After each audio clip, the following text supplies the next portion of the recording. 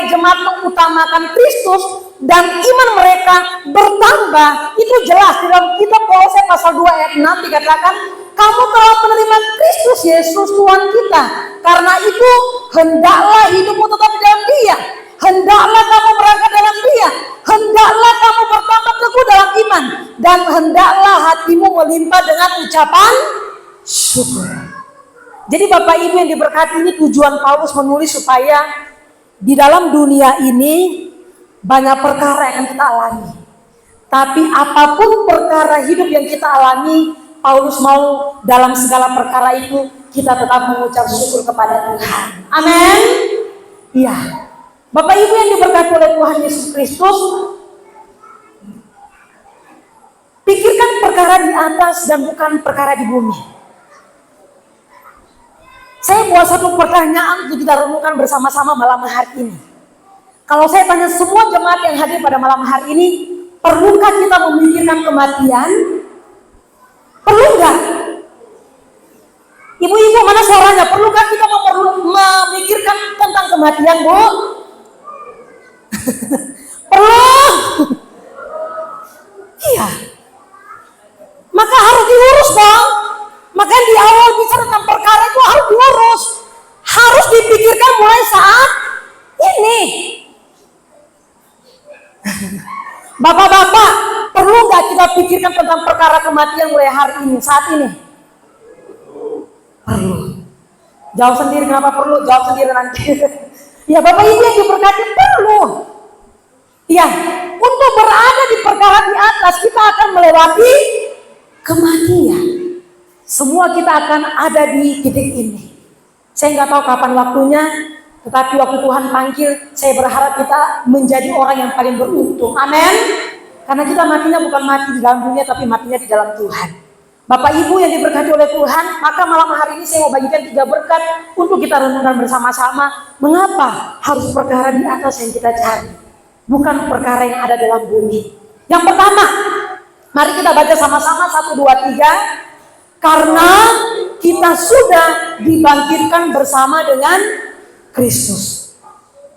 Mari kita baca sama-sama ayat 1, 1, 2, 3. Karena itu, kalau kamu dibangkitkan bersama dengan Kristus, carilah perkara yang di atas, di mana Kristus ada duduk di sebelah kanan Allah. Bapak Ibu, mengapa kita harus mencari perkara di atas? Karena kematian Tuhan itu sudah membuktikan. Dan kebangkitan Tuhan yang sudah kita peringati itu sudah membuktikan dengan jelas bahwa kebangkitannya itu karena kita sudah dibangkitkan bersama-sama dengan Kristus. Kita perhatikan, kata dibangkitkan itu sebenarnya artinya dihidupkan. Ibu bapak, awal kejatuhan manusia di dalam dosa, dikatakan oleh Alkitab rohani kita ini mati. Dan akibatnya hubungan manusia dengan Allah itu semakin terpisah, ada penghalang, ada pemisah. Maka kematian Tuhan itu kembali menghidupkan rohani kita yang sudah mati. Maka kita dibangkitkan kembali. Bukan berarti saudara mati, saudara bangkit, enggak. Artinya rohani kita yang sudah mati itu dihidupkan kembali. Mungkin rohani kita sama Tuhan itu timbul tenggelam. Minggu ini sembahyang, 2 minggu lagi sembahyang, ada yang mungkin 1 bulan kemudian sembahyang, ada yang mungkin Paskah baru sembahyang, ada yang mungkin Natal baru sembahyang. Iman yang timbul tenggelam inilah yang dihidupkan oleh Tuhan. Yang sudah tidak timbul tenggelam, saya berharap rohaninya semakin bertambah dalam melayani Tuhan. Amin. Ya, Ibu Bapak yang diberkati oleh Tuhan, kenapa saya katakan harus bertambah? Atau rohani kita ini yang mati sudah dihidupkan kembali oleh Tuhan, itu sudah Tuhan buktikan.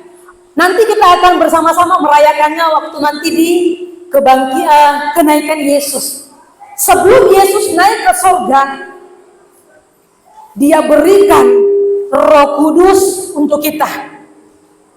Roh Kudus itulah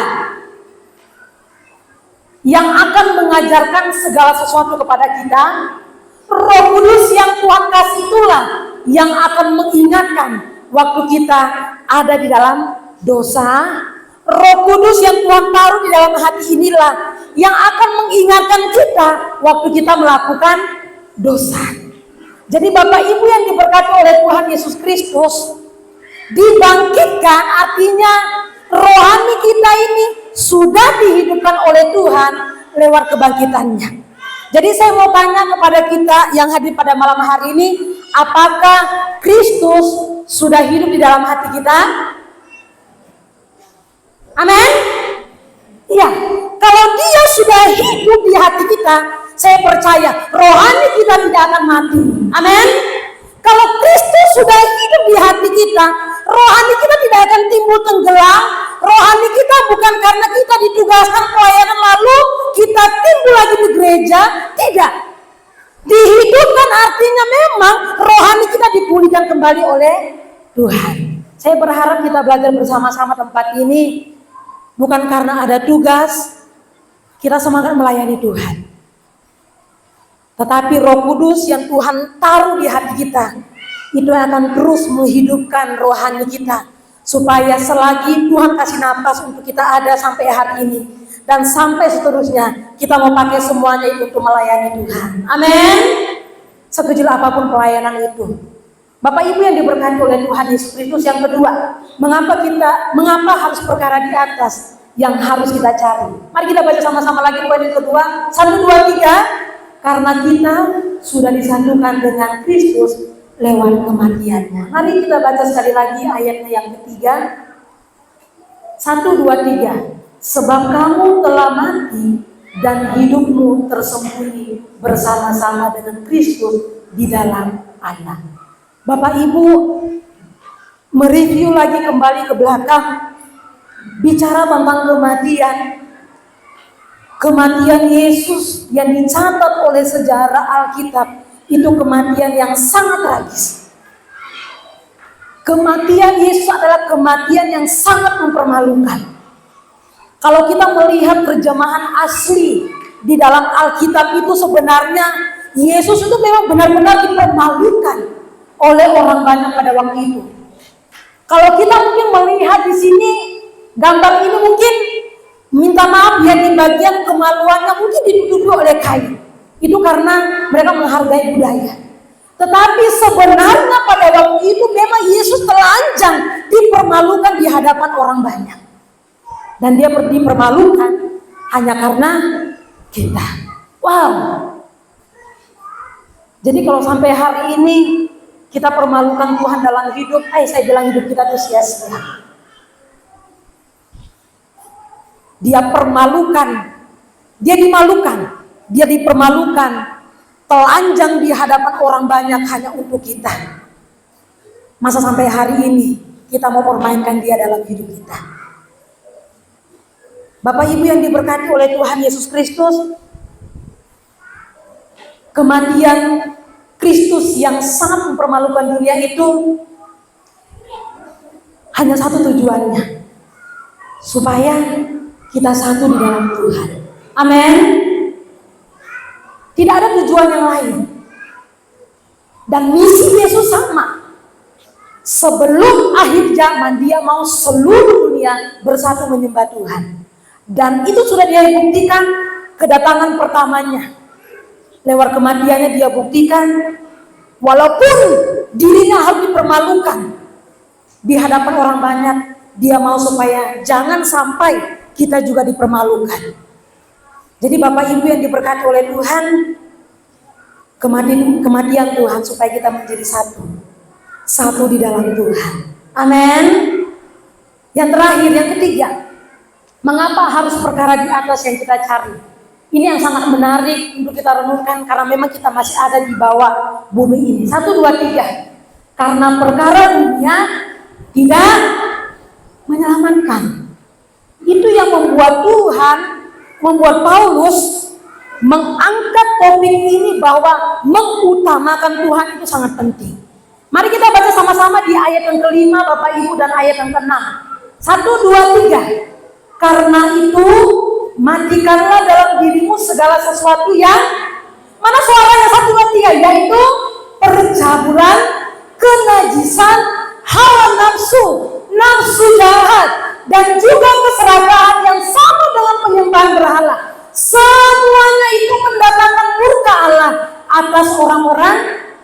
Ibu bapak, kita akan diperhadapkan dengan banyak hal. Perkara-perkara yang ada di dalam dunia ini pasti akan diperhadapkan. Makanya di dalam tulisan Paulus dia katakan, roh itu memang penurut tetapi daging kita lemah. Roh yang Tuhan taruh, Roh Kudus yang Tuhan taruh di hati kita, kadang mengingatkan kita, jangan berbuat dosa, jangan berbuat kesalahan. Tetapi ingat, kita masih punya kedagingan. Kalau roh di dalam diri kita tidak bisa kita kendalikan, maka daginglah yang akan mengalahkan kita. Maka saudara, Bapak Ibu, jangan heran kalau sampai hari ini masih banyak orang yang jatuh di dalam dosa. Apalagi berbicara tentang percabulan, kenajisan, hawa nafsu ini yang paling tidak bisa ditahan oleh manusia. Makanya Bapak Ibu yang diberkati oleh Tuhan Yesus Kristus, ini perkara dunia yang sedang kita hadapi. Mau itu anak kecil, orang tua, lansia atau siapapun, pasti akan diperhadapkan dengan perkara-perkara ini. Iman tidak kuat, Roh Kudus yang tinggal di dalam diri kita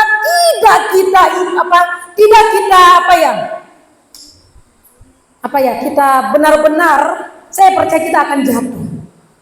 Makanya bapak-bapak, kalau ada perempuan penggoda yang menggodamu, saya mau kasih tahu, kita pakai jurusnya Yusuf saja ya. Amin Bapak. Kabur.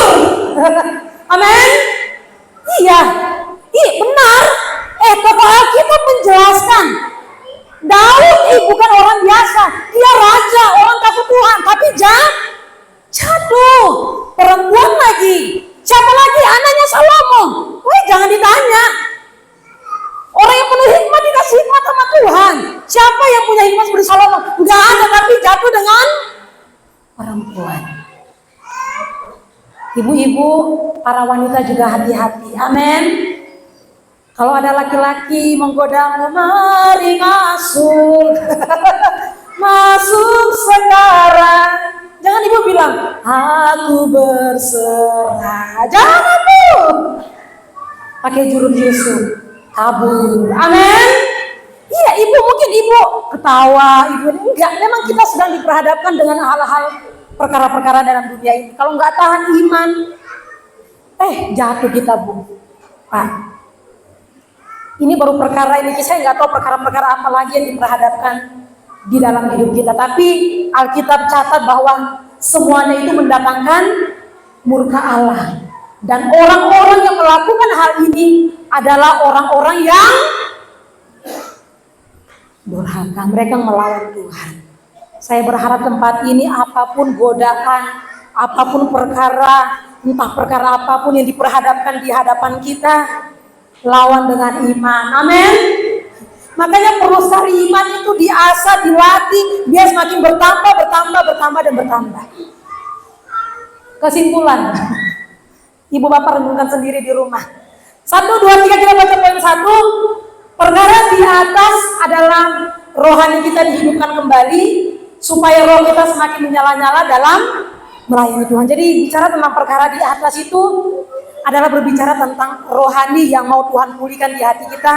Kalau rohani dipulihkan, saya percaya, dengan semangat kita akan leluasa melayani Tuhan. Yang kedua, sama-sama kita baca 1, 2, 3. Perkara surgawi adalah kita satu dengan Dia. Itu tujuan Tuhan dan misi Tuhan untuk dunia, supaya semua dunia menjadi satu menyembah Tuhan. Yang terakhir, 1, 2, 3. Perkara surgawi adalah kita tidak menjadi serupa dengan dunia ini. Amin. Saya undang kita semua untuk bangkit berdiri, meresponi firman Tuhan ini. Kita angkat satu pujian, tim musik bisa maju. Tuhan, aku mau menyenangkan-Mu, biarlah selagi Tuhan kasih nafas kita mau menyenangkan hati Tuhan lewat hidup ini.